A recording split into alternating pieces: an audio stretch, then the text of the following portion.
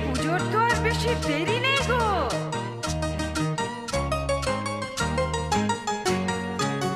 ঠাকুরজি কেমন তোমার ভাই লিখেছে পুজোয় ছুটি নাই, পুজোতে আসবে না বাড়ি।